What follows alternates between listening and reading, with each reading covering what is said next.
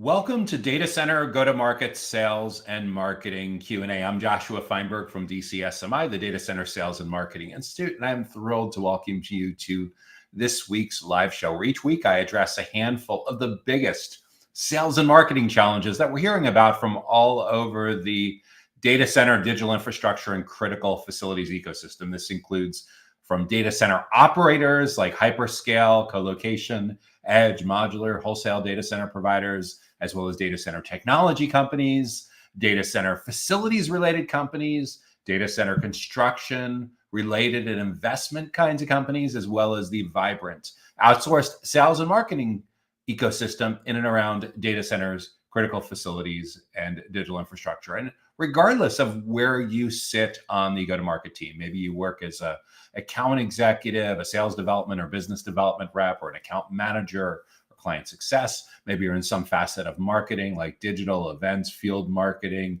content marketing, product management, channel partnerships. If your company has a channel marketing organization, channel sales related organization, or perhaps you are the executive leader, the executive sponsor who is responsible for going out into the competitive talent marketplace and recruiting the best and the brightest to join your team. And most of all, getting people into the right seats on the bus, the right places on the boat, rowing the boat at the right tempo, playing their musical instruments at the right volume at the exact right time, to orchestrate this magical period of magnificent growth in and around all things data center, artificial intelligence, supercomputing, high performance computing, and all of this frankly insane growth that is going on in this space right now. If this is the first time that you are joining us for Data Center Go-to-Market Sales and Marketing Q&A, welcome. We're thrilled to have you with us. If you're a frequent flyer, if you've been with us before,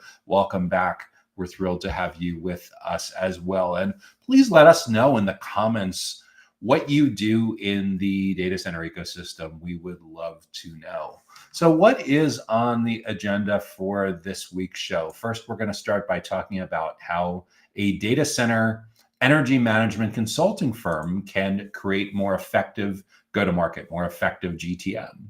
After that, we'll turn our attention to how a data center simulation, design, and data management company improves its brand recognition in the hyper-competitive global marketplace. Next, we'll talk about how a data center developer can find an anchor tenant for its new data center project. After that, we'll take a real quick break for a message from our sponsor. And during the second half of this week's Data Center Go-to-Market Sales and Marketing Q&A show, we'll talk about how a data center equipment cooling company can find its niche. After that, we'll get into how an innovative data center energy solutions provider can improve its lead generation. And as we head down the home stretch on this week's Data Center Go-to-Market Sales and Marketing Q&A show, we'll talk all about sustainability and energy efficiency, and in particular, how a data center sustainability and energy efficiency consultancy can sell UPS, uninterruptible power supply, and critical power. If you have an idea for a topic or a question that you think we should address in an upcoming show, please be sure to leave that in the comments, and we will add that to the consideration queue for an upcoming episode. And if you want to make sure that you stay in the loop about upcoming educational events and resources just like this, be sure to subscribe to the Data Center Sales and Marketing newsletter that comes to your email inbox on Sundays. You can subscribe for free directly on our website at www.dcsmi.com. So without any further delay, let's jump right into this week's first question, first topic, which is, how does a data center energy management consulting firm create more effective go-to-market? How does a data center energy management consultancy create more effective GTM? That is a fantastic question. So just to make sure that we're on the same page, oriented in the same part of the data center ecosystem, When it comes to energy management, we're talking about a facilities related company, right? So it's not a data center operator. It's not a data center technology company. It's not a data center construction company. Although for sure you likely partner with data center construction company in various parts of the real estate ecosystem. However, what's important to be clear about is data center energy management is solidly within the facilities ecosystem. So it sits side by side with power and cooling, commissioning, decommissioning, physical security, all host of facilities related issues in and around data centers. So for a company that's specializing in energy management consulting, professional services, helping their clients that are likely a mixture of data center operators and enterprises with their own data centers better utilize energy, better manage their energy resources, how do you get in front of the right folks? How do you make sure that you have an effective way of going to market? And what it largely comes down to is for this kind of firm is understanding where you've done best in the past. As I just alluded to, what will likely happen for a huge company that's in this space, like a Fortune 500 company in this space, and there are a handful, you can likely afford to fire on all cylinders at once. You can go in a lot of different directions, a lot of different geographic regions, a lot of different verticals, a lot of different business models. For a smaller firm, and by smaller firm, I would say anything like 200 employees or less, certainly 50 employees or less. And it becomes super important to become really, really focused if it's a really small firm of like 10 employees or less. The smaller your firm is, the more important it is for you to be really laser focused on your area of specialization. And I think the first area of specialization for energy management is narrowing down whether you're going to primarily work with enterprises that have their own data centers or data center operators. And then within data center operators, are you specializing in hyperscale operators? Are you specializing in co-location operators? Are you specializing in edge data center operators? Maybe you work primarily with modular data center providers. Each has its own unique set of energy management related challenges. So when we're trying to find the most effective go-to-market, a lot of finding that most effective go-to-market is understanding where you've had the most success in the past, where your clients have been happiest in the past.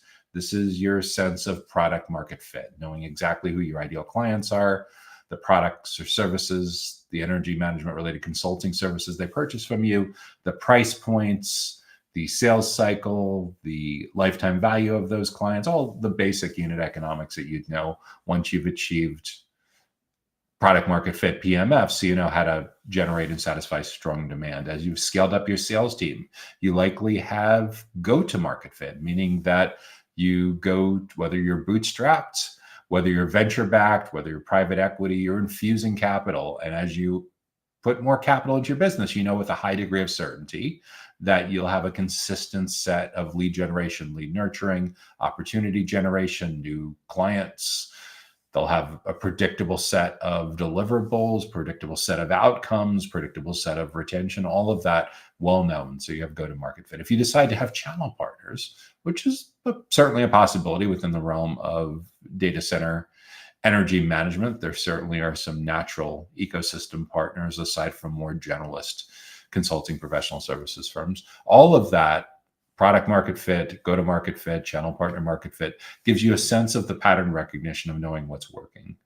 And when I look at your website, I will likely get a sense of how that's working by looking for your logos that you have displayed on your homepage, looking at your case studies, looking at your testimonials. If none of that is there, at the absolute minimum, we should be able to go into your CRM, your customer relationship management system, and look at things like Net Promoter Score, clients that are generating the most revenue, clients that have been with you the longest, a whole host of metrics that'll give you an idea as to what's working really well. Because once we know what's working really well, then we can develop an effective go-to-market. If we don't know what's working really well, then a lot of the job at this point is accelerating the pace of progress and the experimentation that gets you closer to understanding who these ideal clients are and the kinds of services they purchase from your firm and the price points and all of the things that will give you that sense that you've reached a company milestone where you have achieved and are sustaining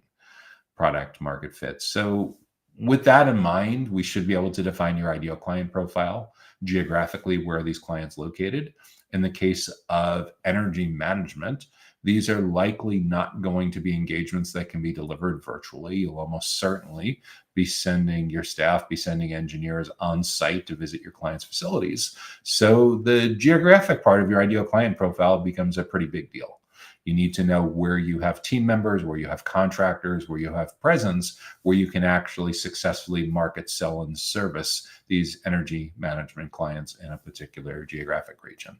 Next, on your ideal client profile, your ICP, we need to understand how big or small these clients are. We already talked about business models, like the split between an enterprise data center as well as data center operators. And even within data center operators, is it co-location operators? Is it hyperscale operators? Is it edge operators? Are they modular data center providers? Are they wholesale data center providers, more like data center developers? That should give you some clarity on the business model, but we also would do well to understand what size companies you're able to successfully market, sell, and service these energy management engagements within. In other words, like, you know what your minimum level of engagement is, right? Like, so with that in mind, how big does a client need to be able to afford you?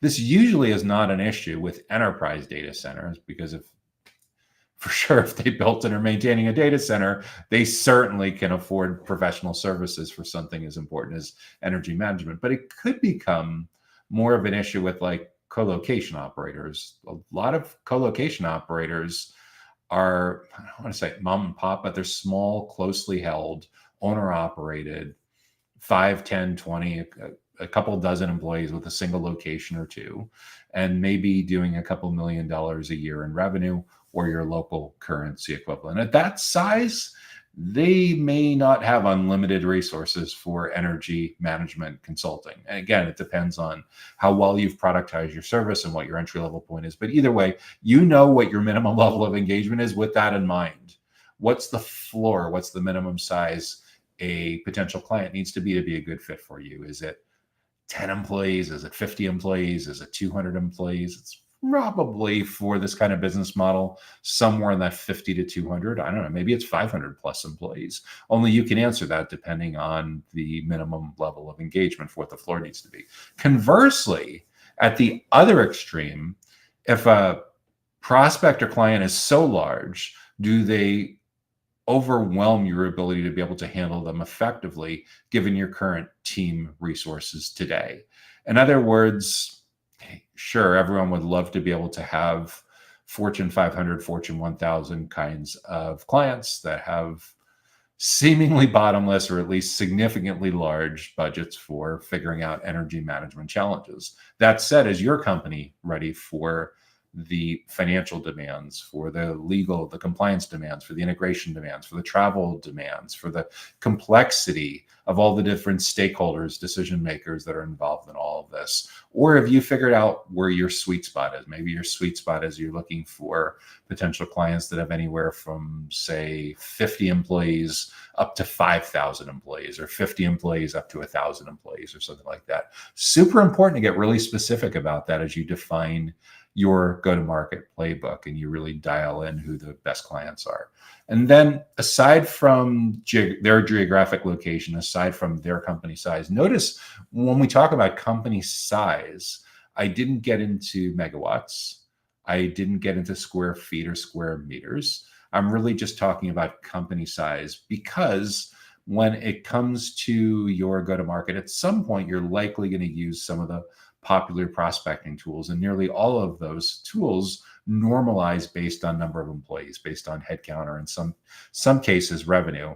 But it's relatively rare where you'll be able to have a perfect one-to-one relationship between the power capacity in that particular location, or the space, or the density, or anything like that. It's usually going to normalize based on number of employees, based on headcount. The third area of your ideal client profile that's critical to nail down to have a more effective go-to-market is their business model. Their business model. Why is that especially important? Well, we talked before a few minutes ago about that there's enterprises that have their own data centers, and they will, and may, in many cases, in most cases, have energy management challenges. And certainly different kinds of data center operators have different kinds of energy management challenges. If you think about the sheer size of a hyperscale data center campus compared to the size of an edge data center, can be a world of difference, right? So different kinds of energy management challenges. How about modular data centers where they can be put on a flatbed and moved from location? They have different energy management challenges as well, because where are they plugging into? Are they plugging into grid power? Are they using diesel generators? Are they on some kind of alternative fuel like fuel cells or small modular reactor nuclear? Like, what are they using for? And there's different unique energy challenges with that as well that can vary quite a bit depending on where that modular data center is. So yeah, there's like this business model industry niche specialization as well that can be a really, really powerful way to dial in your go-to market. Another thing to think about as well is there's certain industries when you get into the enterprise data centers that may be a better fit for you than others. And some of this as well is there's certain geographic regions where there's certain kinds of compliance or accreditations that you'll want to have to be successful in the energy management space, depending on where in the world you're located in. So either your professionals, either your company has those credentials or you don't. And some of that may vary. It's usually the industry issues are usually more of an issue on the technology side of data centers. But yeah, for sure, there can be certain industries that are a better fit for you than others if you're working primarily with enterprise data centers. So once you have all of that ideal client profile stuff nailed down, and it should be dialed in enough that like a one-page Google Doc has all these details. From there, you can build out a target account list of potential clients that fit those criteria that you'd love to be doing business with in the coming months, in the coming years. And from that target account list, then we need to figure out who are the most important stakeholders in these kinds of companies that we need to build awareness with, that we need to educate and build trust with. And depending on the company sizes that you're targeting, you'll either have if you're targeting huge companies, you'll have a very granular segmentation strategy. If you're targeting smaller companies, you'll have fewer buyer personas, a more tight segmentation strategy, just because in smaller companies, people tend to wear a lot of hats. And in larger companies, they take on a lot of different roles, a lot of different responsibilities under one single job. Whereas in much larger companies, you'll tend to find a lot more extreme specialization. So a lot more different kinds of stakeholders involved. But when it comes to energy management for enterprises, for huge hyperscales, for huge operators, there will literally be people with the word energy in their job title. If it's not energy, it's probably facilities or some kind of engineering. Whereas in a smaller, like colocation operator, it may just be a data center manager or a data center facilities manager. And again, you're targeting for these buyer personas for what you're going to use as the basis for doing your customer insight research and figuring out what's going on in their world, what their biggest goals and challenges are, how that affects your website copywriting, your product marketing, your sales enablement, your email marketing strategy, your social strategy, your event strategy. Your event strategy should be a big part of that. All of that should be grounded in figuring out who your primary and secondary, maybe who even your tertiary buyer personas are, the single most important, the second most important, maybe the third most important kind of stakeholder on this kind of engagement and what's going on in each of their worlds. From there, one of the most effective ways to build out pipeline and accelerate pipeline for an energy management consulting firm is to figure out a way to get a lot of face time, a lot of positive relationship building interactions with the most important stakeholders in these potential clients in a way that they see you as experts, not as a vendor who's trying to sell them productized energy management services, energy management consulting services, but as the be all end all expert when it comes to anything and everything having to do with data center energy management. And one of the most effective ways to do this over an extended period of time is by hosting educational events for your most important buyer personas in your target accounts, ideally one buyer persona at a time, meaning that the topics that you would talk about in a monthly webinar series or a monthly lunch and learn series for a ESG executive, environmental social governance kind of executive, would be different than what you would talk about with an energy manager or a data center engineer or facilities manager, each depending on how closely clustered these segmentation strategy could have different goals and challenges. And let's say, for argument's sake, we're talking about a facilities manager of a co-location operator with anywhere from 50 to 500 employees. So you look at that facilities manager, you figured out a handful of their biggest goals, a handful of the biggest challenges, and you've gotten those goals and challenges articulated in their own words. Why is it so important to get them in their own words? Because if you just guess, your language may be off. And if your language is off, your messaging really doesn't resonate. So once we know those 5 or 6 biggest goals, those 5 or 6 biggest challenges, we have 10 or 12 topics. Guess what? 10 or 12 lines up pretty well. One topic a month over the next 10 or 12 months. That's your monthly webinar series, your monthly breakfast seminars, your monthly lunch and learn.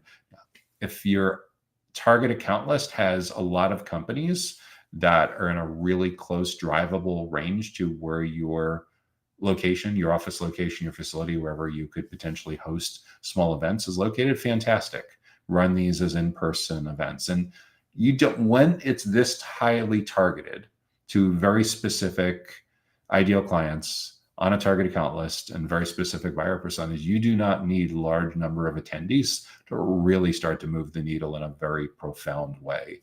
In other words, like if you have a classroom or a conference room in your office that can hold 15, 20 people, and you're consistently filling that up every Wednesday from 11 a.m. to 1 p.m. with a different group from a different persona coming in and 15, 20 people learning from your experts about something that can help them do their job better. Wow, can that have a game-changing impact over an extended period of time? Because if you think about in a self-driven journey where most of your prospects and clients are more sales allergic than they've ever been, they don't want to spend time with sales development reps or account executives anymore, but these same buyer personas still need to learn. They still have a whole bunch of goals that they're working on individually, as a team, as a company, a lot of challenges that they're struggling with. And to the extent that your internal subject matter experts can show up in a way that teaches valuable best practices and strategies that your most important buyer personas can use to do their job better, it can have a game-changing impact on the relationship that you build with those prospects and clients. So essentially, you're getting out of the vendor box. And by getting out of the vendor box and instead showing up looking a lot more like a teacher, a consultant, a subject matter expert, a trusted advisor, this can have a massive, massive impact, positive impact on your pipeline generation. Because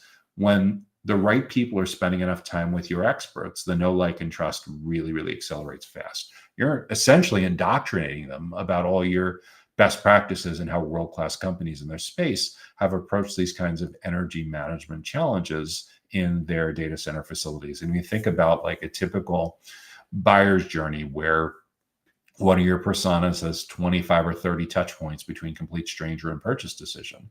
If you do a monthly series like this, you're giving, aside from just basic like email marketing touch points and social media touch points, if you do a monthly webinar series like this, or a monthly lunch and learn series like this, and one or more of your buyer personas are lined up with attending these on a regular basis, your goal really should be to saturate the surface area of as many of those 25 to 30 touch points as possible. So your ideal clients are learning so much from your experts that's satisfying so much of their learning and development, professional development requirements for what they need to do their job better.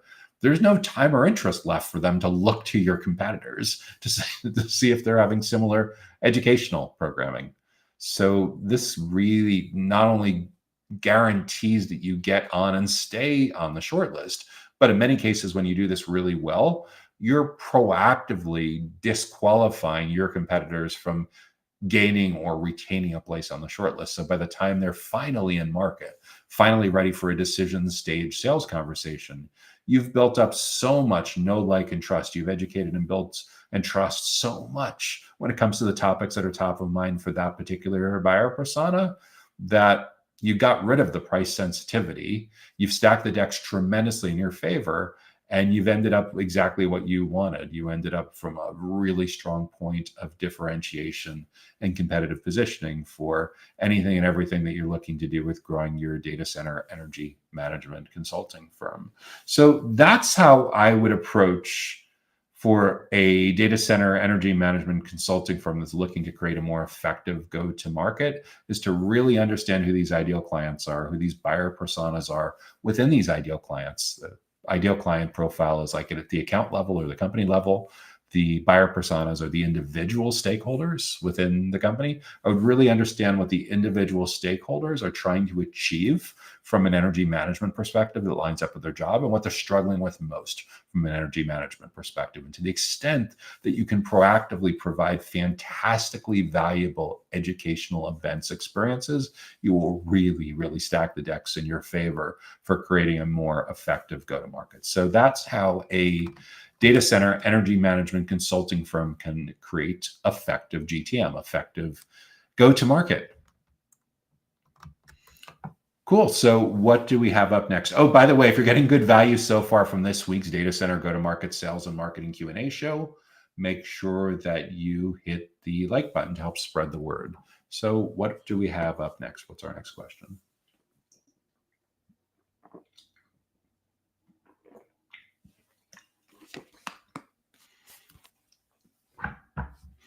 How does a data center simulation, design, and data management company improve its brand recognition?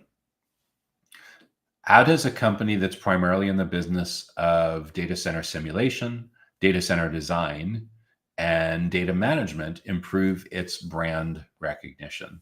That's a fantastic question. And it's a little complicated. I'll tell you why.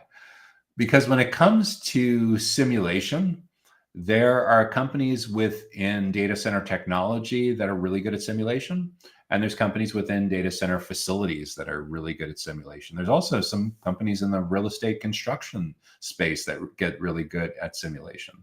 So we need to figure out from a business model perspective what you actually do, what you're actually simulating. Are you simulating the technology implementation in a data center facility? Are you simulating the power, the cooling, the engineering, various physical issues within a data center facility? Or are you simulating flooding? Are you simulating grading? Are you simulating the thickness of the slab to support particular weights of racks and power density? What are you actually simulating? So which part of the data center ecosystem are you located within? If your company also provides data center design as part of this trifecta of services, simulation, design, and data management, it will likely give us a clue that you're operating within construction, real estate, and investment. So just to review, at DCSMI, we categorize the data center ecosystem into 5 broad areas: operators, technology, facilities, construction/real estate/investment, and outsourced sales and marketing. So when it comes to data center design, we consider that an integral part of data center construction, real estate, and investment. The data center designer is like the first cousin of the data center construction, the data center general contractors. So if a company that's also in the business of data center design is also providing data center simulation and data management, that data management likely strongly skews on the construction, real estate, and perhaps a little bit of the facilities related side. So if you're looking to improve your brand recognition in the data center ecosystem, digital infrastructure, critical facilities, knowing that you have these 3 lines of business, what the first question that I always ask is, when there's 3 lines of business, is it the same client that's buying all 3 of these services from your company? Is it the same exact kind of client that will buy simulation, design, and data management, or are they 3 different kinds of clients? If it's 3 different kinds of clients, you have a potentially really complicated brand building investment brand building challenge that you need to work through. If it's one kind of client who buys most or all of these services, it gets quite a bit simpler. What I will say is, even before we get too deep into brand recognition, is the definition of what branding is today is very different than it was as recently as 10 years ago. 10 years ago, we had a buyer's journey where your typical prospects and clients for things related to construction and real estate investment, certainly design and simulation and data management for construction and real estate, your typical prospect or client would get about halfway through their journey, and then they'd be ready to meet with someone from your team in the context of like a pre-sales conversation, whether it was a sales developer, a business developer, an account executive, something like that. And the mid 2010s, the prevailing number that was thrown around was from CEB, the corporate executive board that's now part of Gartner, was that prospects and clients would get about 56% of the way through their journey with self-driven research. And then for the final 44%, they'd be open to having conversations with a member from your team. So that wasn't too bad. At least you're in there for the final 44% of the journey. However, that 56% number, that 44% coverage area on your part is now very much a distant memory. 10 years of digital transformation, millions of baby boomers retiring, a lot more millennials and Gen Z in decision-making roles, tens of millions of people that got used to working from home in the beginning of the 2020s. And that 56% number has jumped all the way to 83%. And we see no signs of that slowing down anytime soon. In other words, Gartner's showing that 83% of a typical journey, researching, comparing options, and evaluating pricing now happens before vendor contact. In other words, even if you do everything perfectly for your data center simulation, design, and data management services, you will likely only have your sales team be able to be in there and get a word in edgewise for the final 17% of research and decision making, meaning that their 83% of their mind is made up before you get to meet a prospecting client. And wow, that's a huge challenge. The problem with that is your prospects and clients are learning about these topics, are learning about their biggest goals and their biggest challenges from someone. We need to figure out a way for that someone to be you, for that someone to be members of your team, members of your own company.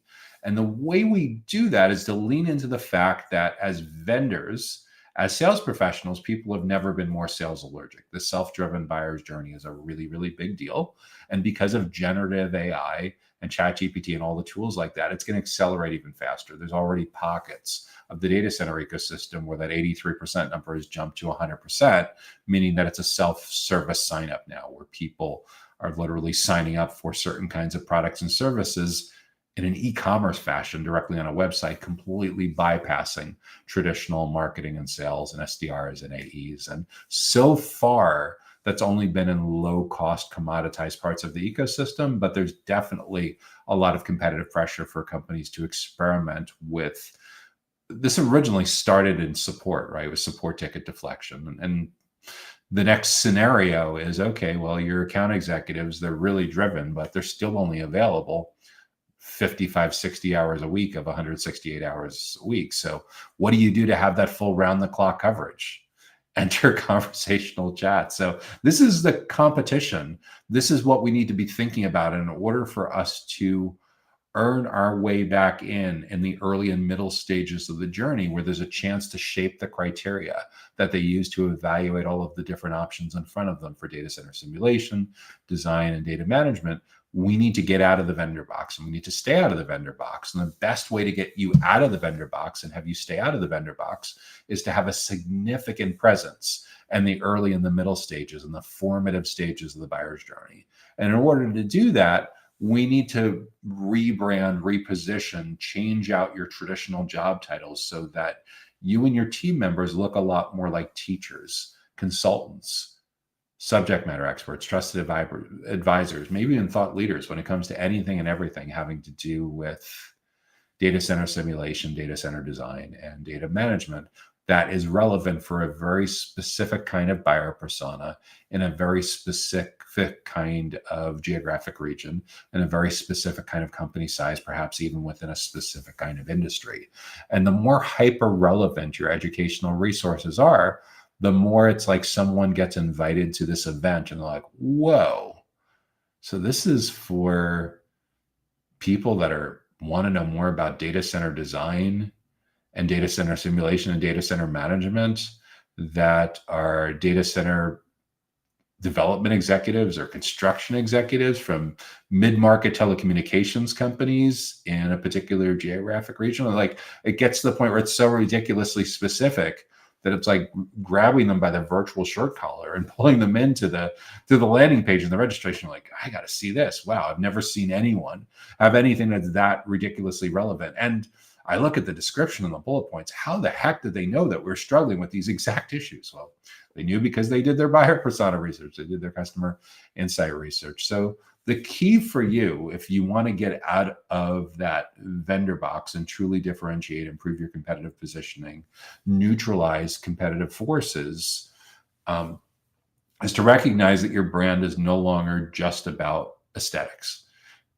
10 years ago, like, a creative director would have had control over your fonts and your hexadecimal colors and your logos, and like, you needed a PhD in Adobe Creative Suite to be an authority on brand recognition. And a self-driven buyer's journey, however, your brand is no longer just those superficial aesthetic kind of branding, touchy feely kind of stuff. Your brand is now everything that the marketplace says about you when you're not in the room.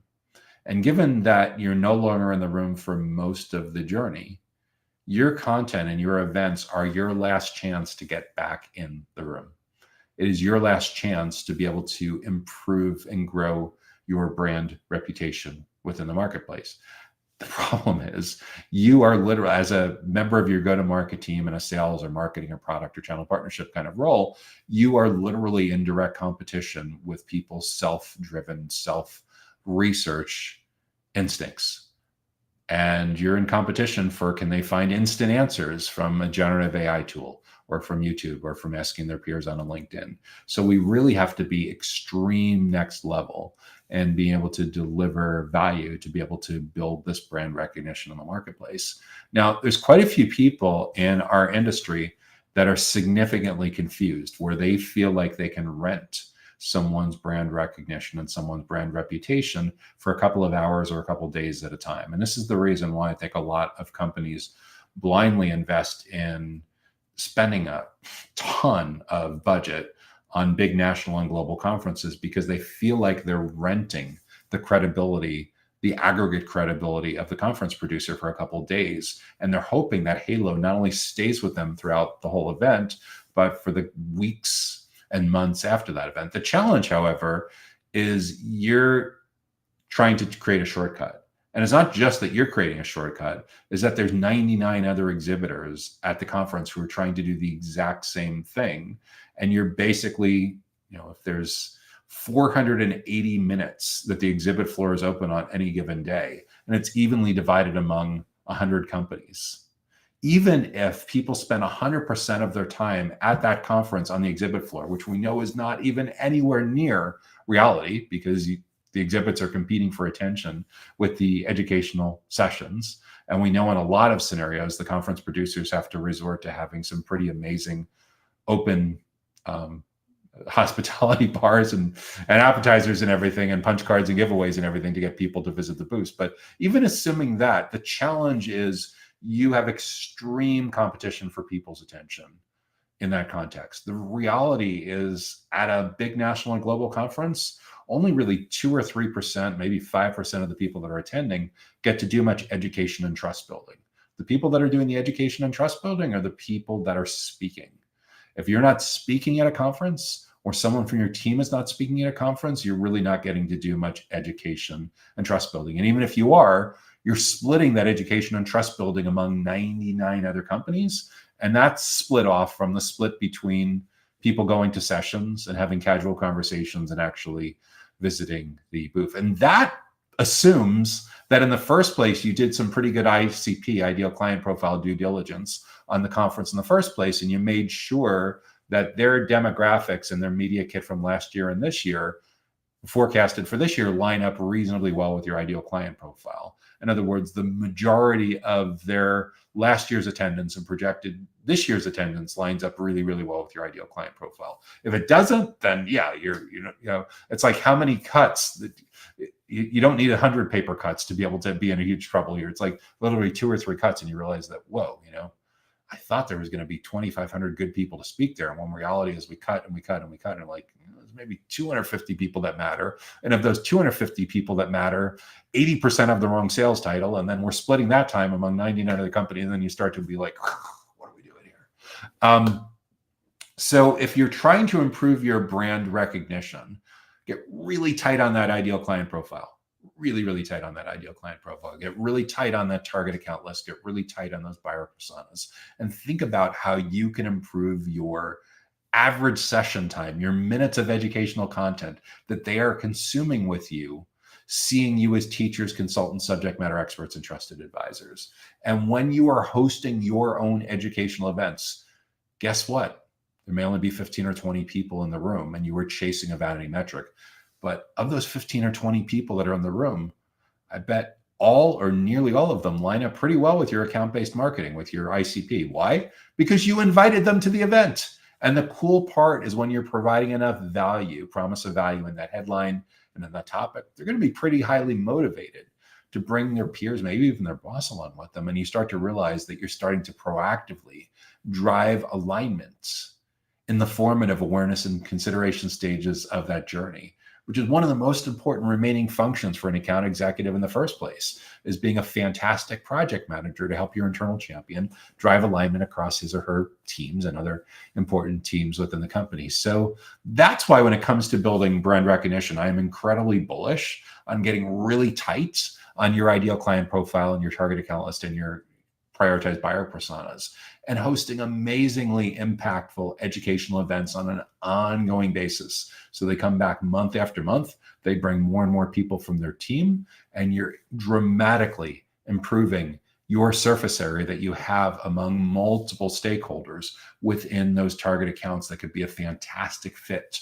for your data center simulation, data center design, and data management services. That's one of the strongest ways to improve your brand recognition in this hyper competitive global space, is really dial in that ideal client profile, really dial in those prioritized buyer personas, understand their 5 or 6 biggest goals, their 5 or 6 biggest challenges, segment each so they each get their own series. So you're not trying to cover too much at once. So you're getting really, really hyper specific about who they are and what they care about, and have patience and execute that playbook. And the fantastic part with executing that kind of playbook is it costs a tiny fraction of putting yourself in these situations where you're competing against 99 other vendors and the educational context against a ideal client profile mismatch that may not have been the strongest fit in the first place. So if you're really, really serious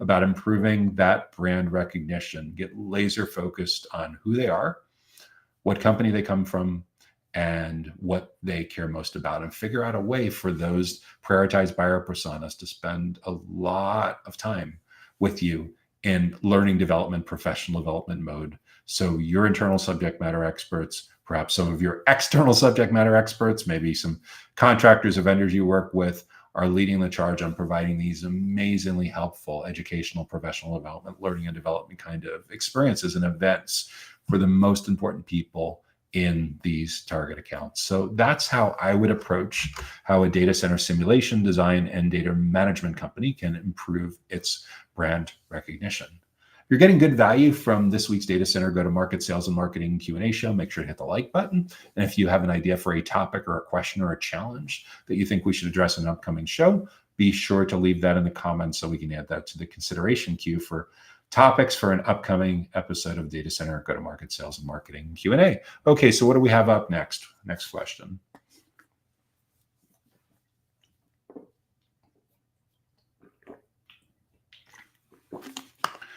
So this one is for the data center, like the intersection of data center real estate and a specific kind of data center operator. So how does a data center developer find its anchor tenant for a new data center project? How does a data center developer find an anchor tenant for a new data center? Well, there's two basic approaches at a really high level. You can partner with a DCRE, a data center real estate firm, and there certainly are global firms, there's national firms, and there's small local firms. The ones that are really well known in this industry tend to have global and national footprints because they have large armies of incredible levels of talent and have spent hundreds of millions, if not billions, of investment building a strong brand. They speak at all the conferences, they're constantly exhibiting there. And there's massive brand equity in place. So option number one is you can hire that. Option number two is you can hire your own internal team to build awareness and build pipeline and get that deal over the finish line for an anchor tenant. And when you're doing this, this looks a lot like enterprise sales, except you're hiring someone with deep expertise in negotiating very large can be all relative. You're looking anchor tenant for a huge hyperscale campus as opposed to an anchor tenant for a co-location, a small to mid-sized co-location facility. Again, there's two basic approaches. You can either outsource it completely to a data center real estate firm. You can hire internally. The reality is usually you're picking one or the other. It's not likely that you're going to do both. What I've seen a lot of data center developers, especially small ones too, is in a perfect world, they'd love to have the anchor tenants be brought in by real estate. And then for the smaller deals where people are taking a couple racks or a couple cabinets, where the unit economics are strong enough to justify inside sales, but definitely something where they need to build up more muscle memory because they're going to need to do a few dozen times, that they'll hire an internal team. And with that internal team, they're going to do a mix of the similar kind of playbook that like a co-location operator would use, meaning that there's like hyper local marketing and sales, and then there's long distance marketing and sales. The hyper local usually involves things like open houses, sponsoring local meetups, either in your facility or going out and sponsoring other technology events, having some of your subject matter experts go speak at other local community kind of tech events that are hyper relevant for the people that would be a great tenant for your data center facility. And then once you truly understand the ideal clients and you understand the personas, you potentially take the same kind of educational content that you would use to host your own events internally, and you'd run those as webinars as well. Now, the challenge with all of this is for data center developers that are relatively new to a particular market or relatively new to a business, you don't really have a playbook to go on for who your ideal clients are. For data center developers that have done this a dozen times already, or that have hired away a team of others that have done this a dozen times already in this particular geographic market, you start to have a sense for who these ideal clients, who these ideal tenants are. So you don't waste a lot of time on clients that are too big, because once you get beyond the anchor tenants, an anchor tenant by definition is anchor tenant singular as opposed to having anchor tenants. So once you get beyond that anchor tenant to what is an anchor tenant going to take 25 or 50% of the space or something like that? It depends on what you're actually looking to do. Then you're trying to figure out what your minimums are going forward with that. And usually for renting out, for leasing out smaller blocks of spaces, you're going to use a combination of internal account executives that are responsible for lead generation or following up on inbound leads and giving tours and pipeline and helping to consultative selling with their prospects and clients. And you may also likely, a very common playbook for data center operators is working with channel partners, working with like managed service providers, network integrators, perhaps master agents, and all will have slightly different kind of needs and business models. But instead of those folks getting hired as full-time salaried employees plus commission, they're 100% commission only. So in other words, they get paid for based on performance. Obviously, they need to get paid a higher percentage than your internal account executives, your internal sales professionals that work for you full-time, because they're doing all of their own marketing and they're selling. And potentially a lot of the reason why they're interested in a partnership with a company like yours is, one is their clients are leaning on them to give them advice and recommendations on anything and everything having to do with IT. And second, there's almost always going to be additional revenue streams that come up as a direct result of that particular channel partner helping their clients make the decision to place infrastructure in your facility. That's, in other words, this is where the channel partner is selling managed services on an initial and on an ongoing basis that your company doesn't provide as part of its core services. So usually the data center developer looks to sell the property or lease the property out to someone that comes in and has those operator chops, because they typically their core competency is site selection, all of the negotiations with local community stakeholders, construction, commissioning. And once that's done, once there's powered shell, in most cases, they want to move on to the next project and have a operator kind of business take over running that facility on a regular basis. But in terms of finding its anchor tenant, there's basically two schools of thought. Is either you're going to have like a sales executive, a small sales team that's responsible for getting that ideal client profile, target account list, educating and building trust, generating leads with potential clients, ideally pre-leasing before the construction is very far along. In most cases, they'll still continue to lease even once the facility is up and running. So that's your internal team. And then usually a lot of data center developers are very enamored with the idea of the anchor tenant being the responsibility of a DCRE, of a data center real estate firm. So that's what I'd be thinking about for how a data center developer can find an anchor tenant for a new data center. Usually when we're talking about anchor tenants, we're usually talking about huge facilities, huge campuses. It could be co-location. It usually would be like wholesale or hyperscale or something like that. When we think about the other business models around data center operators, data center providers, usually this would not be edge that we're talking about. Usually this wouldn't be modular, but it could very well. Data center developers are a real close first cousin of like wholesale data center providers and hyperscale data center providers, like massive campuses looking for that either single tenants or one tenant taking a huge percentage and the rest being more traditional multi-tenant. So those are some considerations for how a data center developer can find an anchor tenant for a new data center. So that brings us to just about the halfway point for this week's Data Center Go-to-Market Sales and Marketing Q&A show. When we come back in the second half, we'll tackle 3 more of your biggest sales and marketing challenges when it comes to all things related to go-to-market for data centers, critical facilities, and digital infrastructure. Data Center Go-to-Market Sales and Marketing Q&A is sponsored by DCSMI, elevating the role of sales, marketing, and go-to-market GTM professionals in the growth of the data center industry. To stay informed about upcoming episodes, subscribe to the Data Center Sales and Marketing newsletter on the DCSMI website at www.dcsmi.com. Again, that's www.dcsmi.com. Now, back to Data Center Go-to-Market Sales and Marketing Q&A.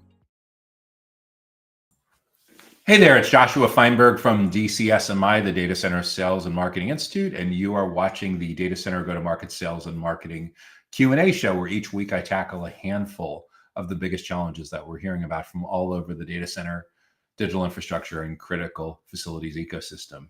If you have an idea for a topic or a question or a challenge that you think we should address in an upcoming show, be sure to leave that in the comments on whatever platform that you like to watch on, and we'll add that to the consideration queue for an upcoming episode. So what do we have up next? Our next question is, this one's on the facility side. How does a data center equipment cooling company find its niche? How does a data center equipment cooling company find its niche? That's an interesting question, because that sounds by definition that your company is relatively early stage, because if you're still trying to find your niche, that likely means that your company does not yet have product market fit. You don't yet know who your ideal clients are. You don't exactly know what the ideal products and services that they're purchasing from you. You haven't really figured out the price points yet, or lifetime value, or any kind of recurring revenue, or cost of acquisition or sales cycle length or margins or anything that usually comes with figuring that out. So what that means by definition is your company's early stage, probably a little bit on the smaller side. And for the kind of company that does equipment cooling, trying to find its niche, I wouldn't be surprised if you're at the stage where you certainly have 50 or fewer employees. You may have 10 or fewer employees, and you're trying to accelerate the race to knowing the answers to these questions, knowing this niche. So in this particular case, one of the most important things that you can do is to improve the frequency at which you're having touch points with potential clients. So most of the time, a company that's a startup that's in equipment cooling is likely you as the owner or the partner or co-founder, at least one of you likely has some background doing this for another company. It could be that you were doing this for a much larger company, a company that's slightly larger in a different geographic region, in a different niche, but it's likely that there's some pattern recognition of what's worked based on other stops in your career before you decided to launch this new company focusing on equipment cooling. So with that in mind, you do really need a 1.0 hypothesis, a 1.0 version of what you think your niche should be. But the goal with all of this is to try to accelerate this so you're getting feedback faster. So based on this, like, where are your ideal clients going to be located? Because when it comes to equipment cooling, for sure, this is not going to be a service, a product that's delivered virtually. You're physically visiting facilities for site surveys. You're physically visiting facilities for the installing, for the commissioning, for the ongoing maintenance. So you need to have geographic presence where you're marketing and selling and servicing your equipment cooling products and related services. So what that means is, as a relatively small company, your initial addressable market, your initial geographic region for your ideal clients will likely be focused on a relatively narrow geographic area that you can drive to within 30, 60 minutes, maybe an hour or two at the most. One, because as a small company, like, to really pick your competitive battles, and two, from a practical standpoint, being able to get to the client site fast and often is super important. The second part is, as a relatively new company that hasn't yet achieved product market fit and found its niche, like, what's the right size client for your company? And this may change over time, but as a relatively new, not yet established business, you may find that although it would be fantastic to be able to have a very well recognized brand on your homepage with your logo, that they've done some work with you, you may find that very challenging in the short term, especially if you don't have a deep bench of relationships in a company like that already. Even if you do, for a lot of companies that are relatively new, they may find that the sales cycle length, the financial requirements, the certification requirements, the insurance requirements, the integration requirements just completely overwhelm a relatively new company. Now, the flip side is they need to be a certain size to be able to afford your equipment in the first place. So this is, again, if you're trying to get definitive answers on, like, what's the minimum size company, what's the maximum size company that's a good fit, you may have some instincts based on prior stops in your career, but a lot of what you're trying to figure out with getting to that niche is geographic and company size. As like a 1.0 version of that, based on some limited understanding of this niche, working with clients that do things related to data center cooling. For a new company, it's probably working with clients that have anywhere from maybe 50 to 500 employees. And again, over indexing on companies that are located in really close proximity to where you are. Why is 50 to 500 a good range? Well, at 5 or 10 million, or your local currency equivalent, probably have some budget, but are not going to overwhelm you in bureaucratic red tape and long sales cycle and internal politics and everything that make it nearly impossible to get traction or get to the multiple decision makers, multiple stakeholders within that company. In terms of niches, when it comes to like industries or business models, that may be a big TBD early on for a company like yours. Like, is it data center operators? that are the best fit for your equipment cooling? Like, or is it, and even more specifically, is it colo operators? Is it hyperscale operators? Is it edge operators? Maybe it's modular data center operators. They certainly have different kinds of cooling requirements than other kinds of data center operators, or maybe it's enterprises with their own data centers. Again, you don't know what you don't know, but we do need to have a 1.0 working version of what we think that ideal client profile is to start to make some initial traction. So geographically, where are they located? How big or small are their companies is defined by number of employees, like the bottom end of the range to be able to afford what you're offering, the upper end of the range at which you feel comfortable in those kinds of engagements with your current capabilities, your current resource capabilities, financial capabilities, inventory capabilities, and are there certain business models that are better fit than others? From there, that should help you drive creating a target account list, sometimes known as account-based marketing, ABM, or account-based selling. And when you get down below the account level or the company level, who are the stakeholders that you want to create awareness that your company exists, that your cooling equipment exists, and that you need to educate and build trust with. And depending on the company sizes will drive the granularity or lack of granularity when it comes to how you're segmenting those personas, the individual kinds of stakeholders within the companies. For a really small co-location operator, you're trying to get essentially to the owner, the CTO, the founder.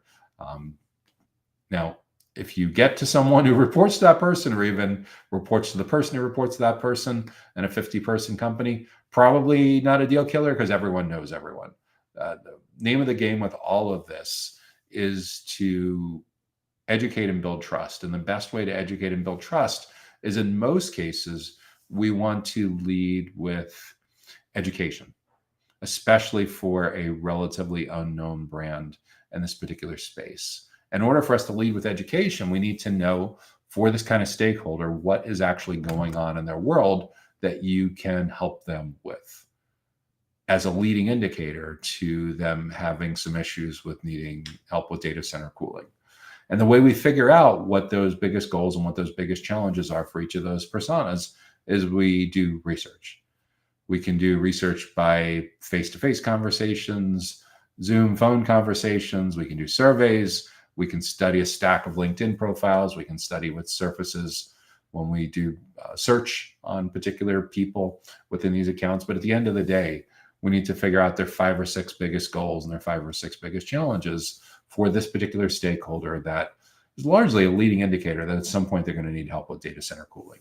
And the better job you do with understanding in their own words exactly what these 5 or 6 biggest goals are and exactly what these 5 or 6 biggest struggles or challenges are, the easier it is for you to create a compelling offer that resonates.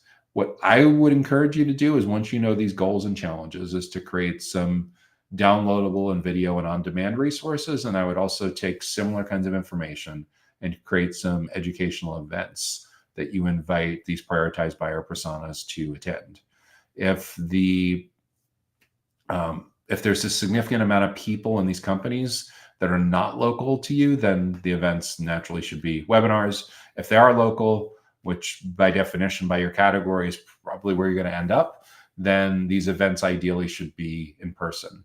If in your facility you have a conference room or a classroom or something like that where you can host at least 10, 15, 20 people, you're off to the races. You largely have what you need in terms of facilities. And the great part with that is a relatively small upstart, probably budget constrained kind of company.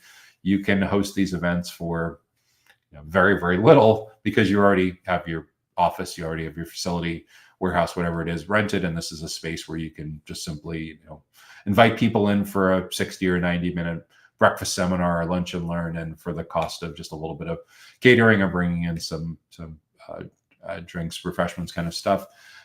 And the format's pretty simple. You have 10 or 12 goals and challenges, tackle one of those a month over the next 10 or 12 months, invite a couple hundred people, ideally 30 or 40 people say yes. It's a free event, so maybe half will end up attending. So you get 15, 20 people that are attending, and they attend. Let's assume the event is going to be held from 8:30 in the morning till 10 o'clock in the morning. They arrive at 8:30. They have breakfast. They check in. They have a little bit of time for networking. At 9 o'clock, your featured speaker goes on, introduces himself, herself, gives a fantastic educational session that's so good that you're highly confident that if your expert gave that exact same session at a major conference, they'd get the highest reviews, ratings of anyone at the conference, or among the highest of any of the conference. So they give their talk for 25, 30, 40 minutes. It's small groups, so certainly make it interactive, invite lots of participation in Q&A, give a little bit more chance for Q&A immediately following. And in the case of equipment cooling as opposed to a data center tour, I'd make sure to integrate a demo either with some equipment that you're bringing into the space where you're giving a talk, or immediately following your talk in the educational part of the event, you take them on a tour out in your warehouse, your factory, wherever it is, and give them a demo of how the equipment cooling actually works in practice. So they're getting a chance for a little bit of networking, having a little bit of breakfast, or you could certainly shift this over to a lunch event or even later in the day. Give a talk for 30 or 40 minutes, open it up for Q&A, and then take them on a tour. When you do this well with the right people, you shouldn't have to push too hard to find people that are super interested in learning more, potentially bringing their coworkers back for the second time around, potentially bringing their boss for when you're hosting. And again, 10 or 12 topics once a month over the next year. And this will do wonders to educate and build trust and build deeper relationships with the ideal clients and the target accounts that you want to be doing business with, that you want to have as clients for your equipment cooling company going forward. If you are successful in segmenting this out and you have a primary and a secondary and a tertiary kind of buyer persona, I would encourage you, once you have a little bit of practice in doing this well, to segment out so each persona has their own series. In other words, this breakfast seminar or lunch and learn format is working well for you. The first week of the month, run this for your primary buyer persona. The second week of the month or the third week of the month, run a program just like this, but for your secondary buyer persona. If you have 3 different personas, well, 3 out of the 4 weeks of the month, you're running this fantastic breakfast seminar or lunch and learn. And the great part with all of this is, unlike traveling to national or global conferences, as long as you already have a suitable space, and again, by space, it doesn't need to be fancy or ornate. It literally could be a conference room or a classroom with a TV on the wall.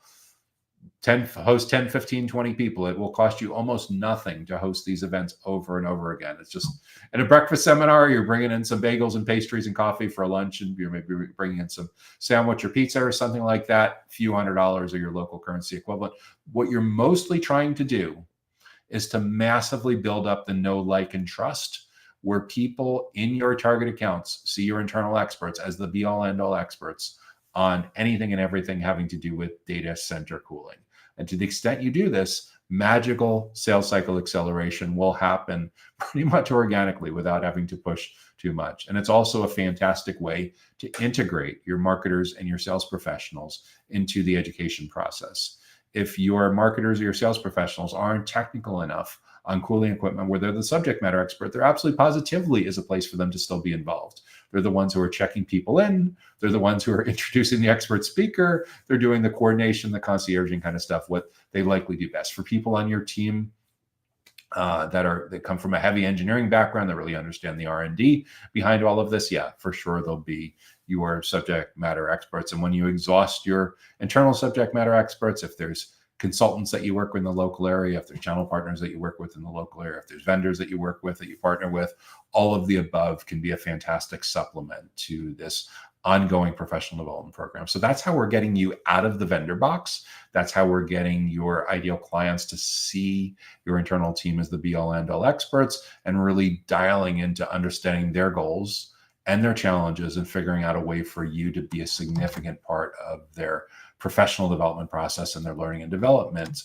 So you have a chance to explore and learn about what's going on internally for that company and teach them about some best practices on how others in that same kind of job function in similar companies in a similar geographic region, similar size, are approaching these very issues. So that's one of the most effective ways to find your niche, is to run these educational programs on a very regular cadence, potentially 2 or 3 tracks, essentially going different kinds of weeks, And the more frequent these touch points are, the more frequent they're learning from you, the more frequent you're going to be gathering feedback, and the more you're going to accelerate your learning. The great part with all of this is one of your biggest costs is just simply having a good CRM and a good email marketing program and getting the word out about these invitations, which you'd need to do anyway with all of the above. So I think that's one of the fastest ways to find your niche, is to get more time with more of the right people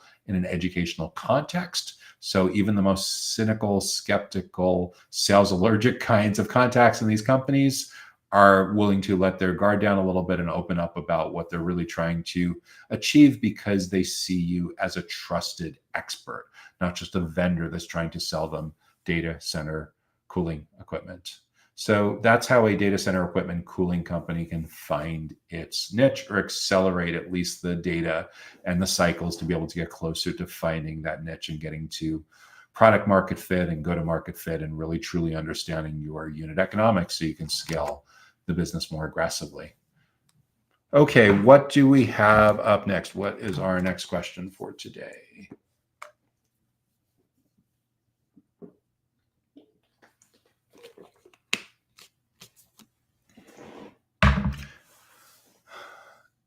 How does an innovative data center energy solutions provider improve its lead generation?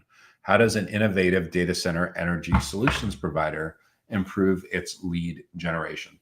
So usually the solutions provider or the service provider is a hybrid between a professional services firm and like a reseller, value-added reseller, managed service provider kind of integrator.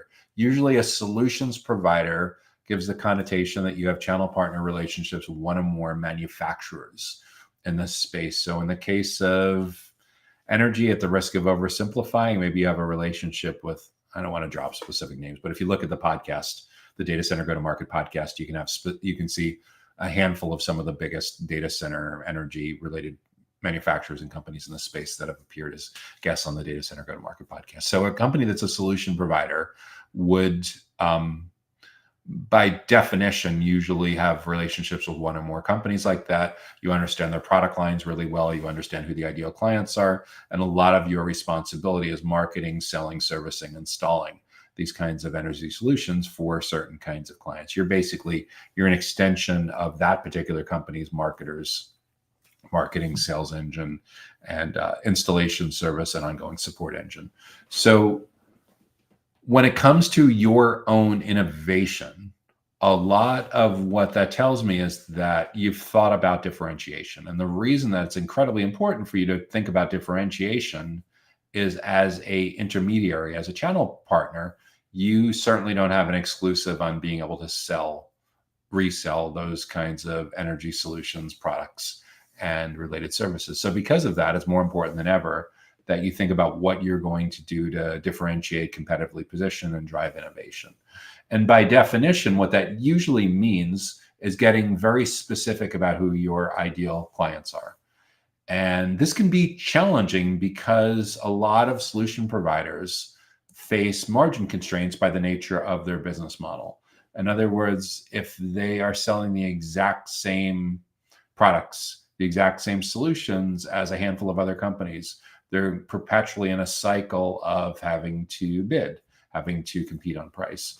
So in order to drive innovation, we need to think about what you can do at various stages of the buyer's journey to develop like a proprietary twist, a proprietary way of scoping out, site surveying, needs analysis, configuring, customizing, bundling, implementing. What can you do that truly is innovative, that truly is differentiated, that's not easy to replicate by a half a dozen other companies that you may be competing with? So it sounds like you are already at the stage where you've thought that through and you have confidence that it's sticking with a certain kind of ideal client, in a geographic region of roughly a certain employee size range, roughly certain kinds of industries, and certain kind of stakeholders. So with all of that in mind, to improve your lead generation, that should give us a sense, since you're innovating for a specific kind of company and a specific kind of stakeholder in that company, that should give us a sense of who your ideal clients are.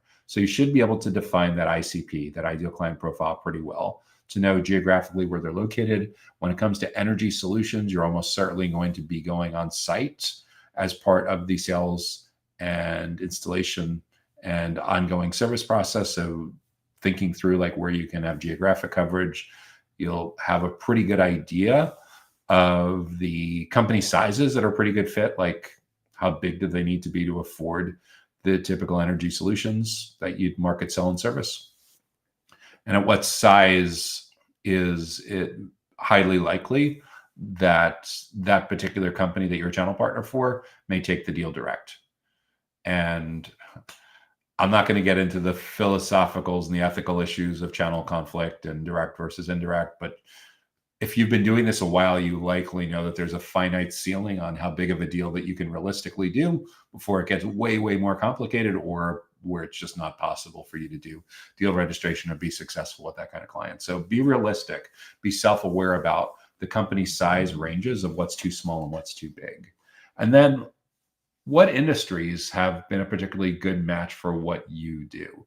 And the reason that the industries, the vertical specialization becomes incredibly important is when you're talking about being a solution provider in this category in energy, it's very likely that you are in a crowded space. And one of the best ways for you to stand out as an expert is to have deeply niched expertise with one or more of your team members that have a lot of reps, that have a lot of experience, that have a lot of deep contacts working with certain kinds of data center related clients. It could be co-location operators, it could be telecommunications companies, it could be higher education with their own data centers, it could be government with their own data centers. Over time, you likely have hired a certain kind of account executive, a certain kind of solutions engineer, what have you, that brought depth of experience, brought deep experience from certain kind of niches or industries. They also likely have a lot of contacts within those accounts, either current accounts or future accounts. Lean into that heavily, because those folks on your team that understand those verticals not only understand the ecosystems and the communities that they should be participating in, they understand the language, they understand the people, they understand the issues. And because of that, when they're talking with prospects and clients, the prospects and clients feel like they're talking with a peer, not just an account executive or a solutions engineer from a vendor that's trying to sell them something. And the better job they can do with positioning themselves as a peer within these accounts, whether they're prospects or clients, the better it's going to be for everyone and all of the above. That, by definition, will influence how you set up your ideal client profile, your target account list, your buyer persona segmentation strategy. For sure, you likely or should at least likely have a separate page on your website for each of your vertical niches under like who we help, companies that benefit most from working with us. And if you have deep expertise in government and deep expertise in telecommunications and deep expertise among co-location operators, it sounds like you need 3 different pages.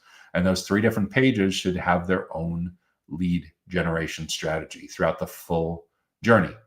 There should be a lead generation premium content offer for the co-location operator, for the telecommunications company, for the government, for the higher education, whatever these niches are, covering the full journey: awareness, consideration, and decision. So if you have 3 different buyer personas and you're trying to cover the 3 different stages of the journey, you essentially need 3 different lead generation offers and a strategy to get people from awareness to consideration and accelerate them from consideration to decision. That's where your confirmation emails, that's where your confirmation pages come into play. But I'm very, very partial for this kind of business, especially when it's in a tight geographic area, to using educational events as the real superpower for stronger, more effective, intentional lead generation. Because in the case of energy management, energy solutions, there's almost always something that you want to be demoing in person, right? And you're looking for clients that are in a tight geographic range where you can drive within a half hour, an hour to get there. So to the extent that your office has the ability to host small educational events on a regular basis, I would encourage you to run with that, and run with it early and run with it often. Early means that you're understanding really the full set of goals and challenges that one of these personas goes through in awareness and in consideration and decision. And you have topical content that covers each of these on an ongoing basis. when it comes to these events, I would encourage you to record them. There's almost always going to be multiple stakeholders from the same company, some of which are able to attend live, some of which are not. There'll be people that enter your world and become a lead after the event has taken place. And you're like, wow, you should have been at our month 4. You should have been at our April event. It was perfect. Here, let me send you the recording. Let me send you the slides so you can review this. And we want to see you at our upcoming event in July or whatever it is. So yeah, I definitely make them available live, make them available on demand. But the number one way for you to improve lead generation for this kind of company with approach of innovation, differentiation, competitive positioning is educating and building trust. And the best way to educate and build trust is educational events where you're teaching and establishing a trusted advisor relationship.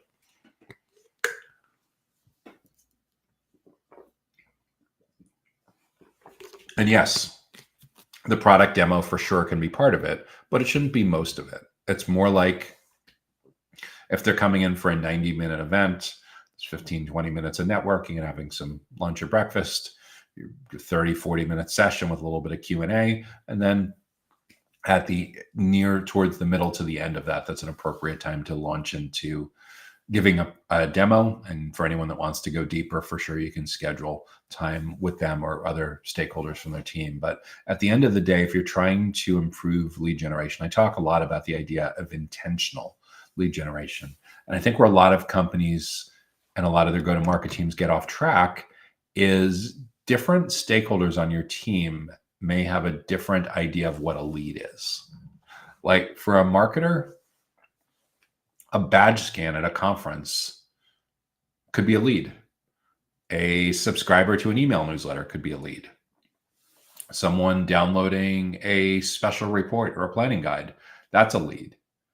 However, that may be a lead and it may even be a marketing qualified lead, but what your account executives get excited about is usually more of a sales opportunity than a lead.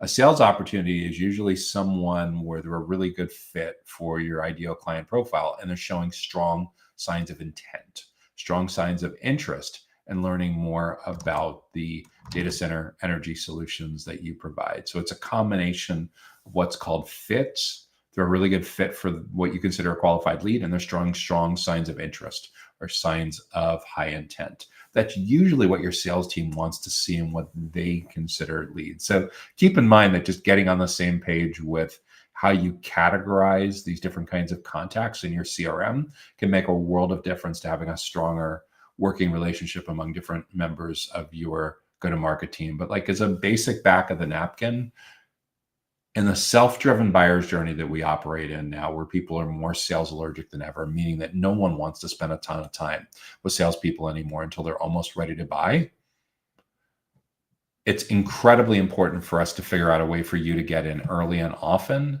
and get out of the vendor box. And the best way to get out of the vendor box, especially for a solution provider, solutions partner, is to have educational events that are of interest to very specific kinds of people for very specific kinds of reasons that get you a significant amount of surface area, a significant amount of face time in the awareness and the consideration stages of the journey. That means by definition that a lot of your marketers and your sales professionals and your account managers should look a lot more like teachers, consultants, subject matter experts, and trusted advisors, and a lot less by their traditional stereotypical kinds of roles. And with that in mind, your marketing professionals should be prepared to go much deeper into the journey than they may have historically done so in their career. And your sales professionals that may have historically brushed off a lot of the stuff as, that's marketing's job. Well, in a world where your prospects and clients don't want to talk to you anymore until they're almost ready to buy, if you don't meet them until they're almost ready to buy, that's not a good thing. In most cases, they're learning from someone else, and that someone else is usually a competitor of yours. So in order for you to stack the decks in your favor, it's super important to get in early enough so you can shape the criteria that they use for your category, in this particular case, energy solutions. If you happen to have deep expertise for a specific kind of buyer persona and the specific category, you should be involved in speaking at these kinds of events. If you're relatively new to the industry, if you don't understand this persona especially well, there's still a place for you as well. It's just you're more on the demand generation, signing people in, acting more as a concierge, helping to introduce, helping to moderate. But for sure, it's incredibly important for your account executives, your sales development reps, business development reps to be involved in these educational events to build deeper relationships with your prospects and clients. So this is the basic playbook at a high level that I would recommend for an innovative data center energy solutions provider that wants to improve its lead generation, is recognize that the last frontier for you to have significant surface area to get invited into their side of the table is being involved in their learning and development and their professional development. And in order to do so, it's incredibly important to understand their biggest goals and their challenges that they're working through for each of these buyer personas, and to offer these fantastic educational events experiences that allow you to be part of how they learn how to do their job better, so they can better reach their individual goals, their team's goals, their company's goals, so they can best address their unique challenges and struggles, their team struggles, their company struggles at the intersection of anything and everything that's directly related to data center energy.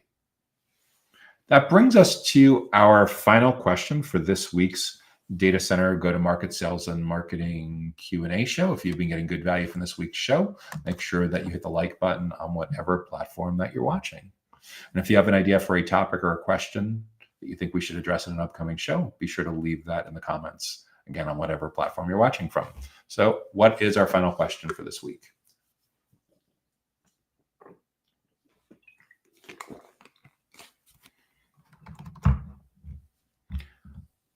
How does a data center sustainability and energy efficiency consultancy sell UPS and critical power?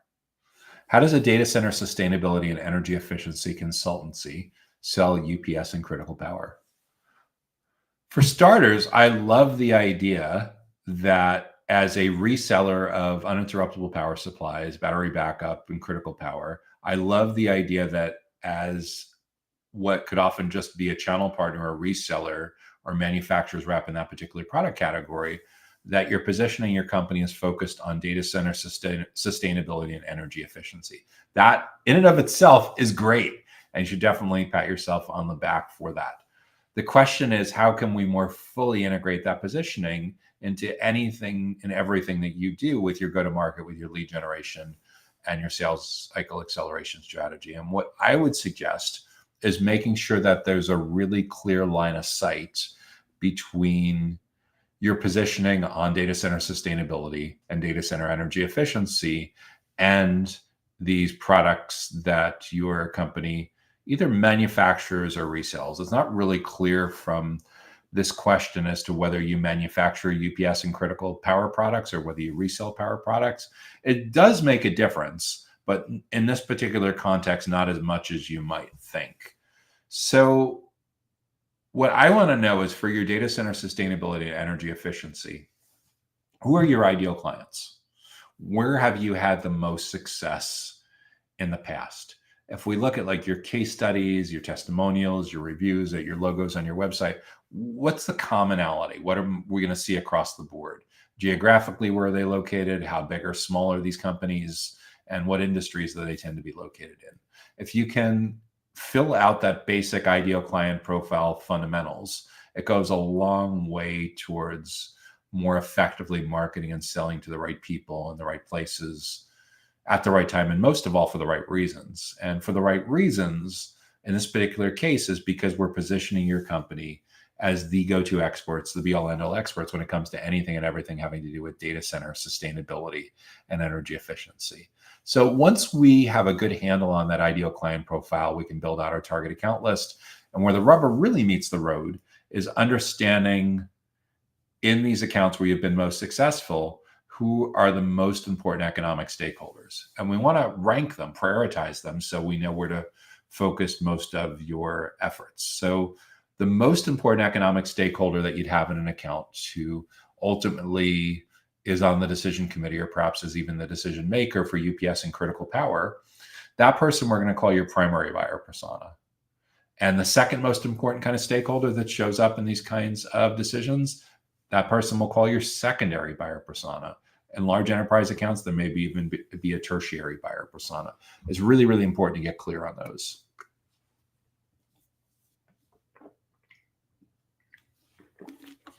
Then once we know the people we need to dial into what's going on in each of their worlds, what's top of mind for each of them, irrespective of whether we're talking about UPSs, critical power, data center sustainability, data center energy efficiency. So for our primary target person, our primary buyer persona, like what are their 5 or 6 biggest goals that they're currently working on professionally? These are things that they may talk about in the context of their OKRs, their objectives and key results, their KPIs that they measure, their key performance indicators, likely shows up in their job description, probably even shows up to a certain degree on their LinkedIn profile, in their about section, or in the couple of sentences or paragraph or two about what they do in their current job. So when we look at each of your buyer personas, starting with your primary, is we want to look at a minimum of 5 or 10 representative people, and we want to find the consensus about, for this particular persona, what are their 5 or 6 biggest goals. And we need to not only know the consensus, we need to know those 5 or 6 biggest goals in their own words. Not what you think those words are, but what those words actually are, because we've done our homework and we found the consensus.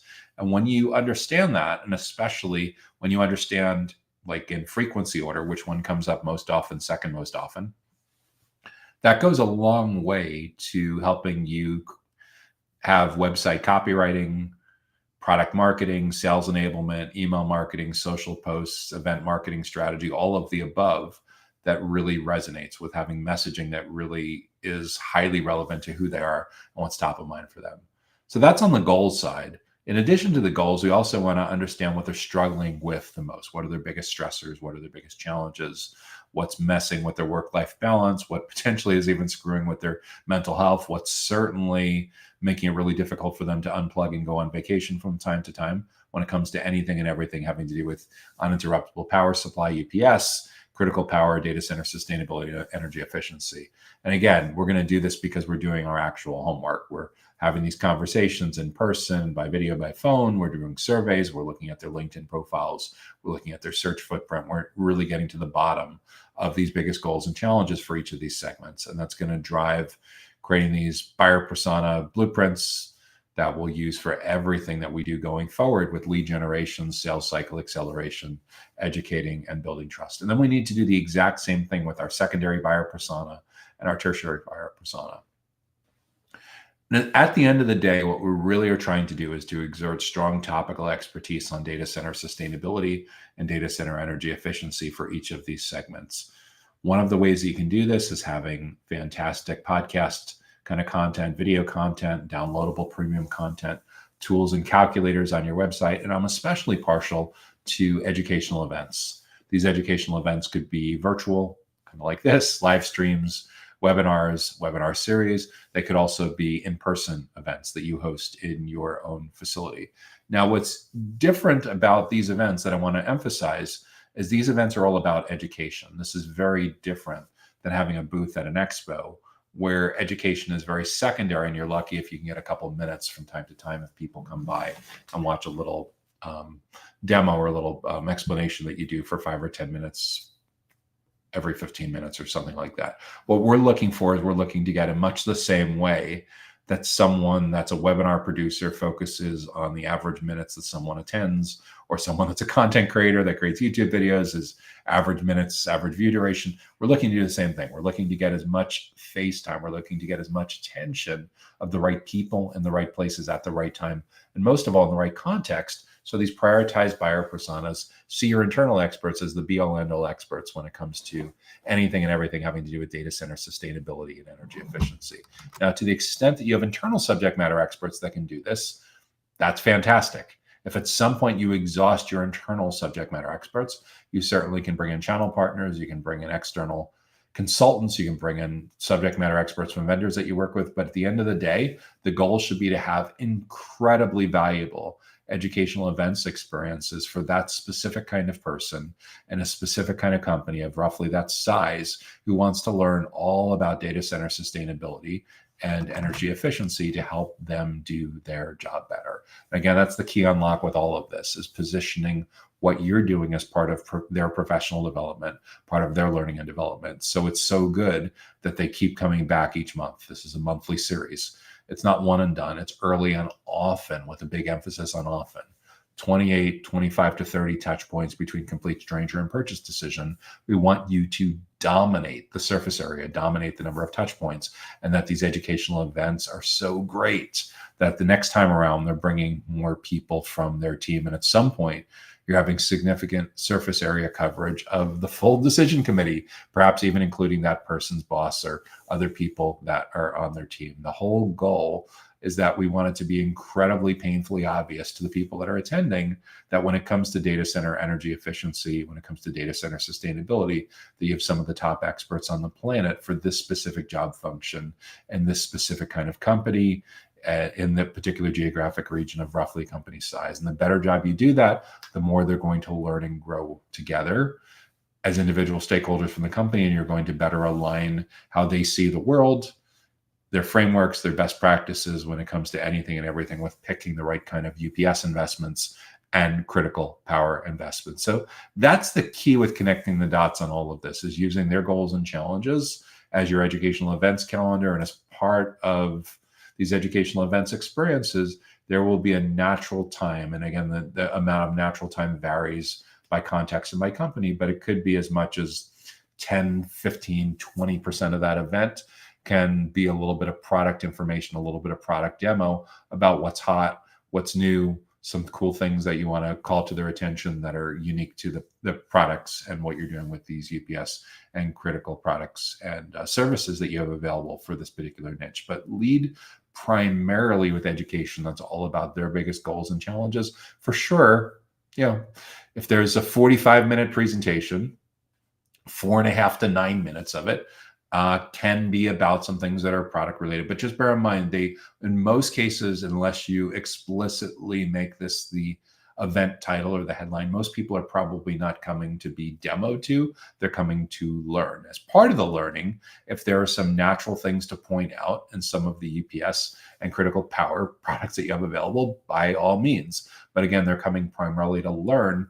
And the better job you do with putting deposits into that relationship bank account where they see your internal subject matter experts as the top experts on the planet for this topic, for sustainability and energy efficiency, for this particular kind of company, the more likely it is that a lot of very strong and very powerful things happen with getting you on the short list, keeping you on the short list, naturally knocking some of the competitive forces off of the short list because they're just learning so much from your internal team members that they want to keep coming back and learning over and over again.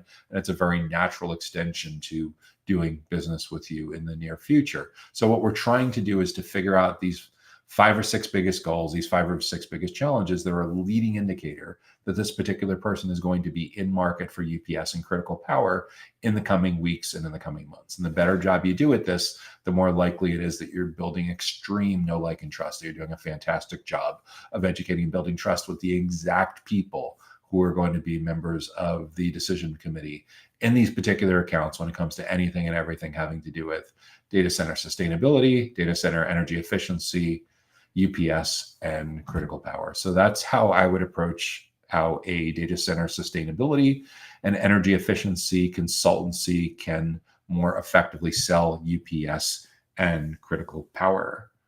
So that is the final question that we'll be addressing in this week's Data Center Go-to-Market Sales and Marketing Q&A show. If you have an idea for a topic or a question or a challenge that you'd like to see us address in an upcoming show, be sure to leave that in the comments wherever you're watching.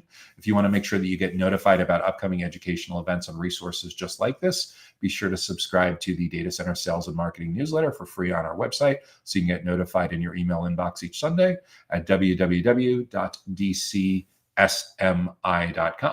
I'm Joshua Feinberg from DCSMI, the Data Center Sales and Marketing Institute. If you and I are not currently connected on LinkedIn and you'd like to be sure to, in your connection note, be sure to mention that you watch the Data Center Go-to-Market Sales and Marketing Q&A show, and I'd be happy to be connected with you on LinkedIn. So again, we're so glad that you're able to join us for this week's Data Center Go-to-Market Sales and Marketing Q&A show. We wish you great success in growing your influence, your team's influence, and your company's influence in the data center, critical facilities, and digital infrastructure ecosystem. Look forward to seeing you back again next week. Take care now. Data Center Go-to-Market Sales and Marketing Q&A is sponsored by DCSMI, elevating the role of sales marketing and go-to-market GTM professionals in the growth of the data center industry. To stay informed about upcoming episodes, subscribe to the Data Center Sales and Marketing newsletter on the DCSMI website at www.dcsmi.com. Again, that's www.dcsmi.com.